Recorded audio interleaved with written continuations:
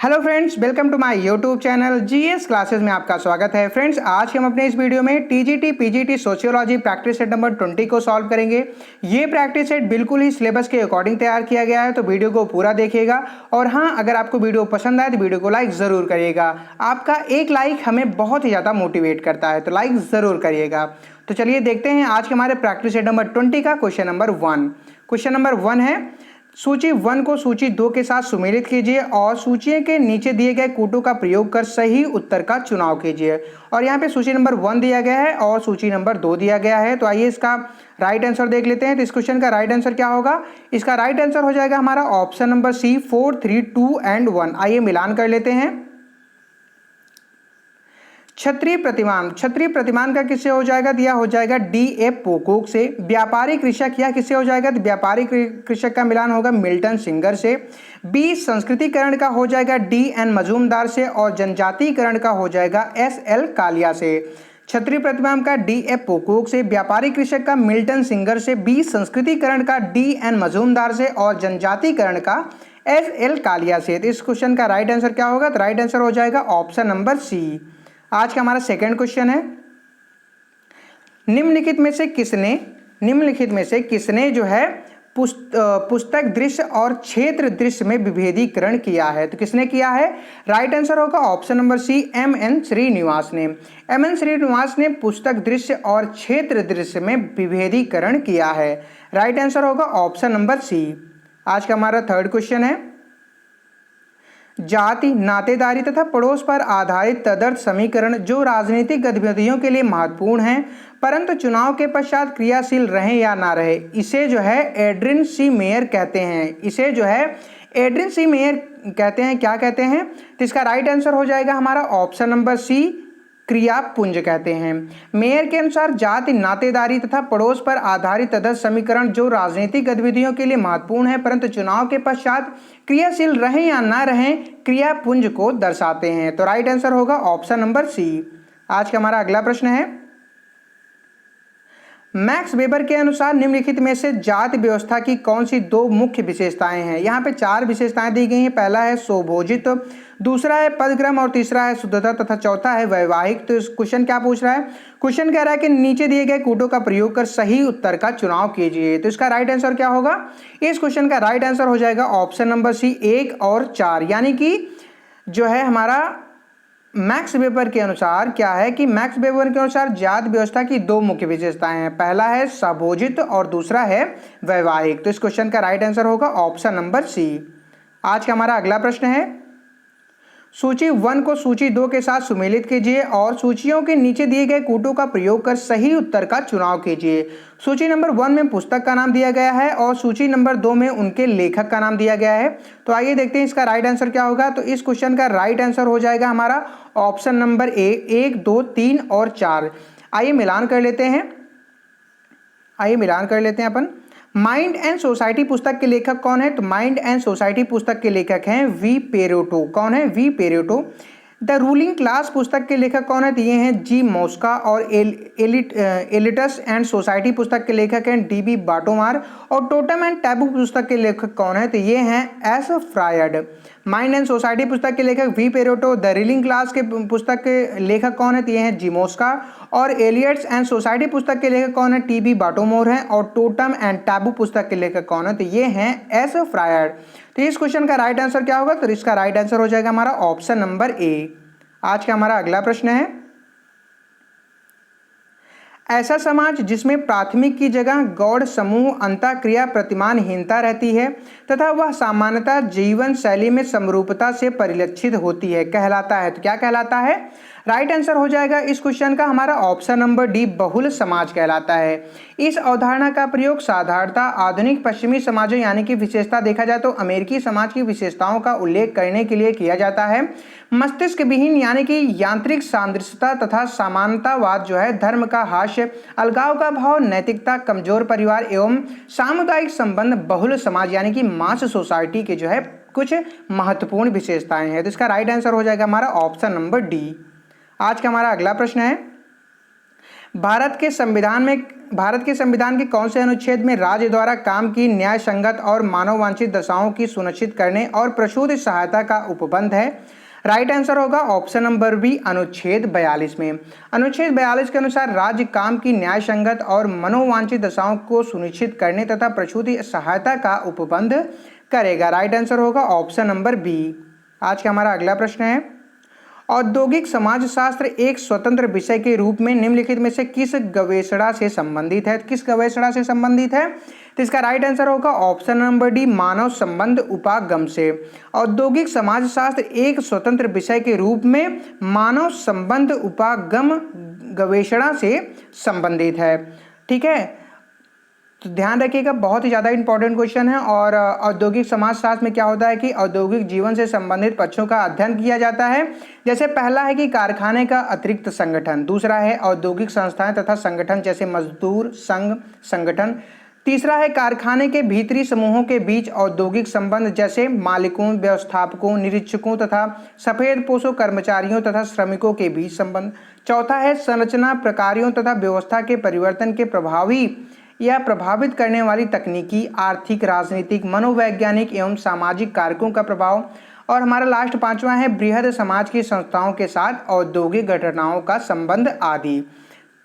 तो इस क्वेश्चन का आंसर क्या होगा? हमारा ऑप्शन नंबर डी। आज का हमारा अगला प्रश्न है, सूची 1 को सूची 2 के साथ सुमेलित कीजिए और सूचियों के नीचे दिए गए कूट का प्रयोग कर सही उत्तर का चुनाव कीजिए। यहाँ पे सूची नंबर 1 दिया गया है और सूची नंबर 2 दिया गया है।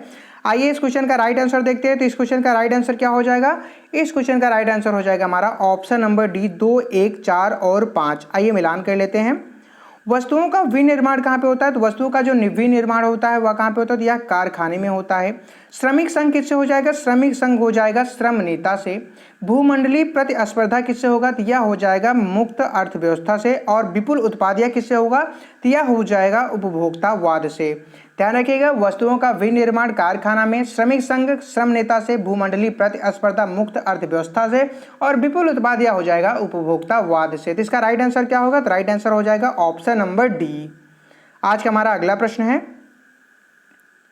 निम्नलिखित पर यानी कि निम्नलिखित पॉइंट पर विचार करना है। पहला पॉइंट है वर्गहीन लोकतांत्रिक समाज, दूसरा पॉइंट है तकनीकी विशिष्टीकृत और सेवा क्षेत्र द्वारा प्रभावी समाज, तीसरा है संविदात्मक संबंध युक्त समाज। क्वेश्चन क्या कह रहा है? क्वेश्चन कह रहा है कि उपर्युक्त में से कौन सी विशेषता या विशेषताएं जटिल समाज के अभिलक्षण हैं? तो इस क्वेश्चन का राइट आंसर क्या होगा? क्वेश्चन का राइट आंसर हो जाएगा ऑप्शन नंबर सी, यानी कि 2 और 3। जटिल समाज का मुख्य आधार वैज्ञानिक प्रगति, औद्योगिकीकरण एवं नगरीकरण है। आर्थिक व्यवस्था के मुख्य आधार औद्योगिक विकास होते हैं। संपूर्ण आधुनिक समाज जटिल समाज का एक उदाहरण है। तकनीकी विशिष्टीकृत और सेवा क्षेत्र संविदात्मक संबंध आदि इसकी विशेषताएं हैं। तो इसका राइट आंसर होगा हमारा ऑप्शन नंबर सी। आज का हमारा अगला प्रश्न है, सूची 1 को सूची 2 के साथ सुमेलित कीजिए और सूचियों के नीचे दिए गए कूटों का प्रयोग कर सही उत्तर का चुनाव कीजिए। यहाँ पे सूची नंबर 1 दिया गया है और सूची नंबर 2 दिया गया है। आइए देखते हैं इसका राइट आंसर क्या होगा। तो इस क्वेश्चन का राइट आंसर हो जाएगा हमारा ऑप्शन नंबर डी, 2, 1 एंड 4, 5। तो आइए इसका मिलान कर लेते हैं। परंपराओं की प्रधानता, तो ये परंपराओं की प्रधानता किससे हो जाएगा? तो यह हो जाएगा कृषि भूमि अर्थव्यवस्था से। किससे हो जाएगा?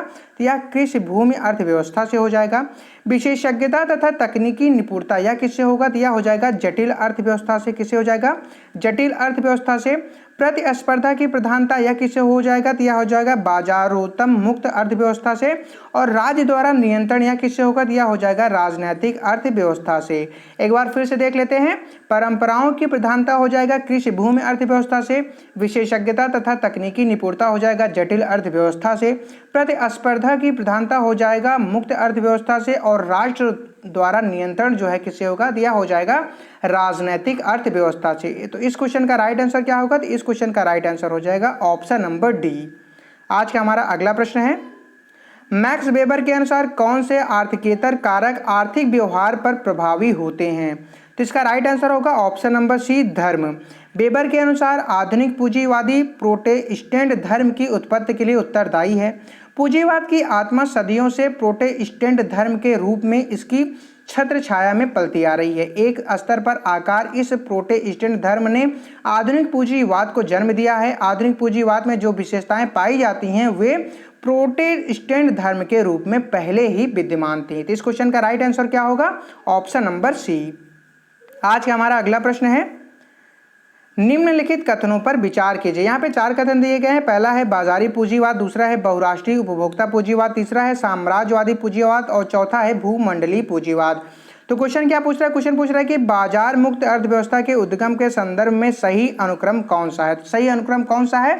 तो इस क्वेश्चन का राइट आंसर क्या होगा? इसका राइट आंसर हो जाएगा ऑप्शन नंबर डी 1, 3, 2 और 4। यानी कि बाजार मुक्त अर्थव्यवस्था के उद्गम के संदर्भ में सही अनुक्रम क्या है? तो बाजार पूंजीवादी, उसके बाद राज्यवादी पूंजीवादी, उसके बाद बहुराष्ट्रीय उपभोक्ता पूंजीवाद तथा लास्ट में भूमंडलीय पूंजीवाद। इस क्वेश्चन का राइट आंसर होगा हमारा ऑप्शन नंबर डी। आज का हमारा अगला प्रश्न है, निम्नलिखित कथनों पर विचार कीजिए। क्या है क्वेश्चन? शहर विकसित होते हैं जहां, तो कहां पे विकसित होते हैं? इसमें 3 पॉइंट दिया गया है। पहला पॉइंट है संसाधनों का अधिक्य होता है। दूसरा पॉइंट है इसमें सम्मिलित समाज अथवा समूह मात्र जीवन पुष्ट के लिए आवश्यक से अधिक संसाधनों पर नियंत्रण कर लेते हैं। और पॉइंट नंबर 3 है पर्याप्त मानव शक्ति। क्वेश्चन क्या कह रहा है? क्वेश्चन कह रहा है कि उपर्युक्त प्रश्नों में से कौन सा सही है? तो कौन सा सही है? तो इस क्वेश्चन का राइट आंसर क्या होगा? तो इस क्वेश्चन का राइट आंसर हो जाएगा हमारा ऑप्शन नंबर डी 1, 2 और 3, यानी कि तीनों हमारे सही हैं। यानी कि शहर विकसित होते हैं जहां पे संसाधनों का अधिक होता है। इसमें जो है सम्मिलित समाज अथवा समूह मात्र जीवन पुष्ट के लिए आवश्यक से अधिक संसाधनों पर नियंत्रित कर लेते हैं। और तीसरा पर्याप्त मानव शक्ति। ये तीनों ही जो है हमारे सही हैं। तो हमारा इसका राइट आंसर क्या हो जाएगा? Option number D. आज का हमारा अगला प्रश्न है, फिलिप एम हॉसर के अनुसार ग्रामीण क्षेत्रों से शहरी क्षेत्रों में लोगों का प्रवसन कहलाता है। तो लोगों का प्रवसन क्या कहलाता है? राइट आंसर होगा ऑप्शन नंबर बी जनसंख्या विस्फोटन। फिलिप एम हॉसर के अनुसार ग्रामीण क्षेत्रों से शहरी क्षेत्रों में लोगों का प्रवसन जो है यह जनसंख्या विस्फोटन कहलाता है। तो इस क्वेश्चन का राइट आंसर होगा ऑप्शन नंबर बी। आज का हमारा अगला प्रश्न है, निम्नलिखित में से नगरों से संबंधित कौन सा एक युग्म सही सुमेलित नहीं है? तो कौन सा युग्म है जो सही सुमेलित नहीं है? राइट आंसर होगा ऑप्शन नंबर डी सामाजिक गतिशीलता। सामाजिक गतिशीलता इसमें दिया गया है अस्थैतिक जनसंख्या, यह जो है सही नहीं सुमेलित है। यानी कि सामाजिक गतिशीलता अस्थैतिक जनसंख्या से यह गलत सुमेलित है। या युग्म सामाजिक गतिशीलता अस्थैतिक जनसंख्या सही सुमेलित नहीं है। जबकि यहाँ पे जो ये पॉइंट दिया गया है कि कृषितर क्रियाविधि या व्यापारिक तथा वाणिज्य से है, स्वैच्छिक संस्थाएं हित समूह से और आभासी जो है या शहरी चमक दमक से, यह तीनों पॉइंट जो है सही सुमेलित हैं। जबकि ऑप्शन नंबर डी सामाजिक गतिशीलता या अस्थैतिक जनसंख्या यह जो है गलत सुमेलित है। तो इसका राइट आंसर हो जाएगा ऑप्शन नंबर डी। आज का हमारा अगला प्रश्न है, सूची 1 को सूची 2 के साथ सुमेलित कीजिए तथा नीचे दिए गए कूटों का प्रयोग कर सही उत्तर का चुनाव कीजिए। सूची 1 में अवधारणा दिया गया है और सूची 2 में जो है इसका सिद्धांत दिया गया है। तो आइए देख लेते हैं इस क्वेश्चन का राइट आंसर क्या होगा। तो इस क्वेश्चन का राइट आंसर हो जाएगा हमारा ऑप्शन नंबर सी 1, 2, 3 और 4। तो आइए मिलान कर लेते हैं। राज्य एवं नैसर्गिक संस्था के रूप में इसका किससे हो जाएगा? इसका हो जाएगा आंगिक सिद्धांत में। राज्य एवं सामाजिक संस्था के रूप में, राज्य एवं सामाजिक संस्था के रूप में इसका किससे हो जाएगा? तो इसका हो जाएगा जो है यंत्रवादी सिद्धांत से।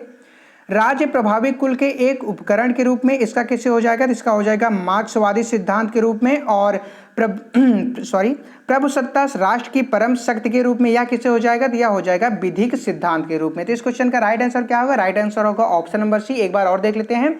राज्य एवं नैसर्गिक संस्था के रूप में होगा अंगिक सिद्धांत, राज्य एवं सामाजिक संस्था के रूप में होगा यंत्रवादी सिद्धांत, और राज्य प्रभावी कुल के एक उपकरण के रूप में होगा मार्क्सवादी सिद्धांत, और लास्ट प्रभुसत्ता राष्ट्र की परम शक्ति के रूप में यह हो जाएगा विधिक सिद्धांत।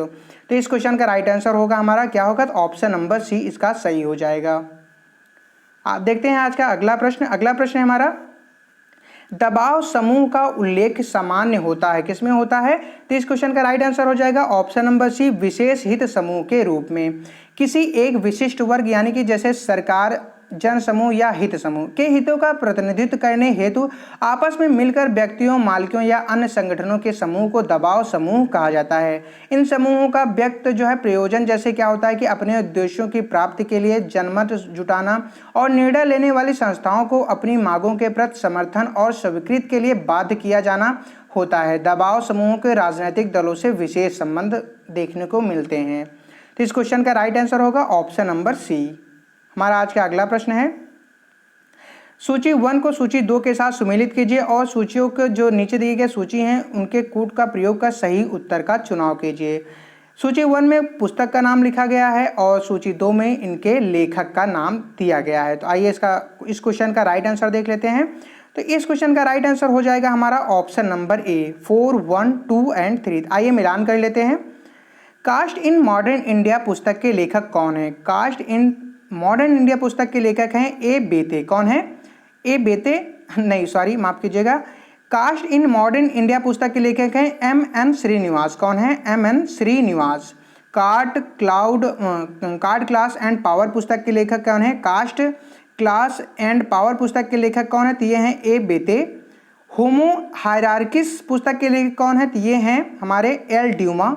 और कास्ट इन इंडियन पॉलिटिक्स पुस्तक के लेखक कौन है? तो ये हैं आर कोठारी। कौन है? आर कोठारी। एक बार फिर से देख लेते हैं। कास्ट इन मॉडर्न इंडिया पुस्तक के लेखक हैं M N. Srinivas. Caste class and power पुस्तक के लेखक कौन है? तो ये हैं ए बेते। होमो हायरार्किस पुस्तक के लेखक कौन है? तो ये हैं एल ड्यूमा। और कास्ट इन इंडियन पॉलिटिक्स पुस्तक के लेखक कौन है?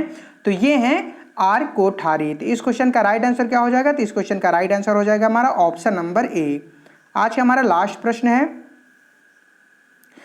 देश के विभिन्न क्षेत्रों में जनजाति कल्याण हेतु कार्यरत समाज सेवा अभिकरणों का संघ, जिसे भारतीय आदिम जाति सेवक संघ के नाम से जाना जाता है, इसकी स्थापना 1948 में निम्नलिखित में से किसकी अध्यक्षता में हुई थी? तो किसकी अध्यक्षता में हुई थी? तो इसका राइट आंसर हो जाएगा option number A doctor Rajendra Prasad के। डॉक्टर राजेंद्र प्रसाद के साथ ठक्कर बाया ने वर्ष 1948 में भारतीय आदिम जाति सेवक संघ की स्थापना की थी।